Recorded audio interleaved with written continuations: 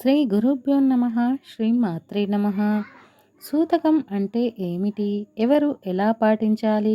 నిత్య పూజ చేయాలా వద్దా? ఏటి సూతకం అంటే ఏమిటి? జయతే సమానే వంశీ ఒకే వంశంలో పుట్టిన వాళ్ళే దయాదుల పాలనలో వంశంలో ఒక వ్యక్తి చనిపోతే దయాదులంతా 10 రోజులు మైల పాటించడం సాంప్రదాయంగా వస్తున్నది.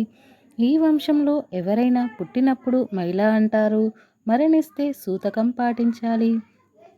అవి పుట్టుకతో సంక్రమించిన అనుబంధంతో ఏర్పడేవి కాబట్టి ఆ వంశీయులు సూతకాన్ని విధిగా పాటించవలసి ఉంటుంది. పూర్వం ఒక వంశానికి చెందిన వారంతా ఒక ఇంట్లో గాని ఒక గ్రామంలో గాని నివసించేవారు. తమ వంశీయుడు ఎవరైనా మరణించినప్పుడు అందరూ దేహాన్ని చూసేందుకు వచ్చేవారు. మృతుని కుటుంబంతో సన్నిహితంగా ఉండేవారు. అయితే మృతదేహాన్ని పట్టుకొని కీడు చేసే సూక్ష్మజీవులు ఎన్నో ఉంటాయి. ఈ క్రమంలో వాటి ప్రభావం అక్కడికి వచ్చిన మనుషులపై పడుతుంది. సూతకం పాటించకపోతే వాళ్ళ నుంచి ఇతరులకు సూక్ష్మజీవులు వ్యాపించే ప్రమాదం ఉంటుంది. అరికట్టడం కోసమే దయాదులందరూ 10 రోజులు దూరంగా ఉండాలని నిర్బంధాన్ని మన పెద్దలు ఏర్పాటు చేశారు. సానుభూతి తెలపడం కోసం, సామాజిక సంరక్షణ కోసం మన పూర్వీకులు ఏర్పాటు చేసిన ఆచారం ఇది. ఇకపోతే ఏటి సూతకం అంటే ఏమిటి?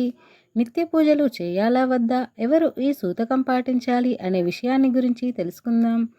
ఏటి సూతకం అన్న మాటకి అర్థం ఏమిటంటే, ఎవరి శరీరం పడిపోతే కర్మ చేయవలసి ఉంటుందో కర్మ చేసినటువంటి వారు 1 ఏడాది పాటు పాటించే నియమాన్ని ఏటి సూతకం అంటారు.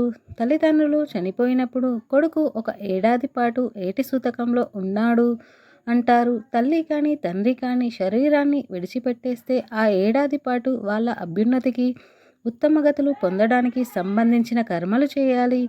పరమేశ్వరుడు జీవుడికి 1 ఏడాది మనుషులు లోకంలో ఉన్న కాలంలో అవకాశాన్ని ఇస్తాడు. ఎందుకంటే తన కుటుంబ సభ్యులు విధి విధానంగా ఉత్తర కర్మలు ఆచరిస్తూ ఉంటే జీవికి ఆనందభావం కలిగితే కొడుకు రూపంలో మళ్ళీ అదే కుటుంబంలో పుడతాడు అని శాస్త్రం చెబుతుంది. ఏటి సూతకంలో చేయకూడనివి నోములు, వ్రతాలు, దీక్షలు చేయడం, భార్యాభర్త కలిసి పీటల మీద కూర్చొని నోములు, వ్రతాలు ఆచరించడం. పీటల మీద కూర్చోవడం అంటే నైమిత్తికానికి సంబంధించిన కల్పంతో ఉంటుంది. అటువంటి పనులు చేయకూడదు. కొండలు ఎక్కరాదు. కొండల మీద ఉన్న దేవాలయాలు దర్శనంకి వెళ్ళకూడదు. పండగలు మొదలగు సంబరాలు చేసుకోకూడదు. పుట్టినరోజులు చేసుకోకూడదు. కొత్త బట్టలు ధరించకూడదు. శుభకార్యాలు చేయకూడదు. ఎవరికి కర్మ చేస్తున్నారు వాళ్ళ అభ్యున్నతి కొరకు ఏడాది పాటు ఆ జీవుడు ఏం చేస్తే రక్తం పొందుతాడు ఆ పనులు మాత్రమే చేయాలి. నియమం తప్పకుండా తల్లికి తండ్రికి కర్మ చేస్తున్న వాళ్ళకి ఏ విధమైన ఆరాధన చేయాలో అది లోపం లేకుండా నిర్వర్తించాలి. వారి పేరు మీద పేదవారికి, పశుపక్షాదులకు తినే ఆహార పదార్థాలు దానం చేయడం ఉత్తమమైన పని. దీనినే ఏటి సూతకం అంటారు. ఏటి సూతకంలో ఉండగా ద్వాదశ దినకర్మ తరువాత ఇంట్లో నిత్య పూజ నిర్వహిస్తూ ఉండాలి. ఒక ఇంటి పేరు కలవారు చనిపోయినప్పుడు శాస్త్రం ప్రకారం 11 రోజుల వరకు సూతకం ఉంటుంది. ఒకే ఇంటి పేరు కలవారికి 7 తరాల తర్వాత సూతకం అనేది వర్తించదు. మనిషి చనిపోయిన ఏడాది వరకు కుటుంబ సంబంధికులు పూజలు, వ్రతాలు, శుభకార్యాలు, దేవుడి మొక్కులు తీర్చుకోకుండా ఉండడానికి సూతకం అంటారు. ఏటి సూతకం సమయంలో మగపిల్లల పెళ్ళిళ్ళు, ఉపనయనాలు, నిశ్చితార్థం నిషిద్ధం అయితే ఆడపిల్లల వివాహాలు చేయవచ్చు. ఏడాదిలోపు ఆడపిల్ల పెళ్లి చేస్తే కుటుంబానికి మంచి జరుగుతుంది అని శాస్త్రం చెబుతుంది. మనిషి చనిపోయిన 11 రోజుల పాటు ఆ కుటుంబానికే కాకుండా ఒకే ఇంటి పేరు ఉన్నవారికి సూతకం ఉంటుంది. 7 తరాల విషయానికొస్తే ఒకే ఇంటి పేరు ఉన్న వారి మధ్య 12 సంవత్సరాలు రాకపోకలు లేకుండా పోయినా, 12 ఏండ్ల పాటు ఒకరి ఇంట్లో ఒకరు భోజనం చేయకపోయినా సూతకం రద్దు అవుతుంది. ఒక ఇంటి పేరు కలవారు 7 తరాల తర్వాత ఎలాంటి ప్రక్రియను ఆచరించకుండానే పాలల మధ్య సూతకం రద్దు అవుతుంది.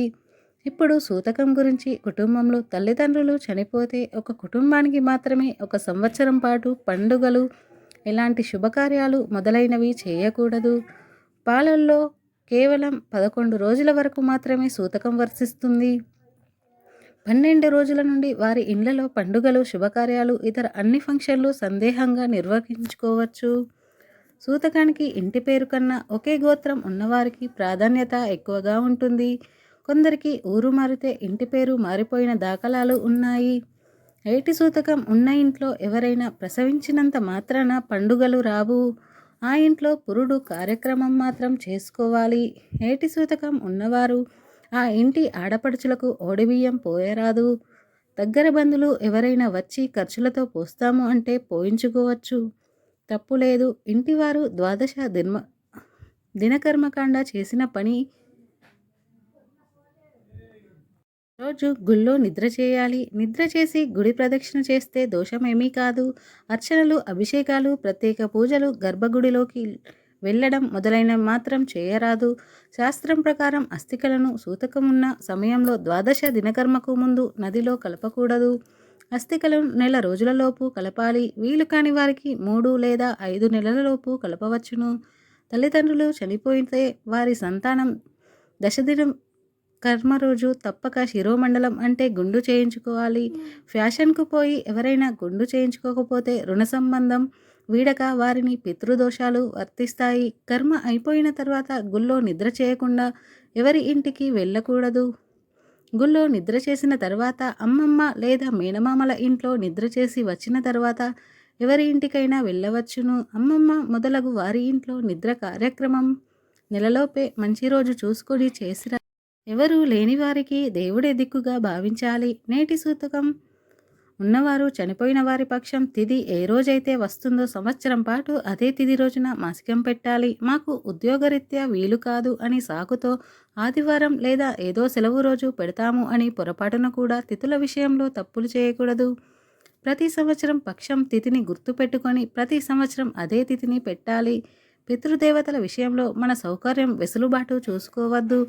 మాసికలను కానీ సంవత్సరికాలను కానీ భక్తులు ఎవరు లభించిన ఫోటో ముందు నైవేద్యం పెట్టి పేదలకు అనాథలకు ఆ పదార్థాలను ఇవ్వవచ్చు. ఇందులో ఎలాంటి సందేహం పడనవసరం లేదు. వీలైతే ఆవుకు నచ్చిన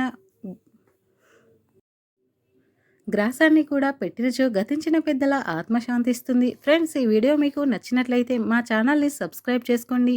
అలాగే పైన ఉన్న ఆల్ బటన్పై ట్యాప్ చేయండి. మేము పెట్టే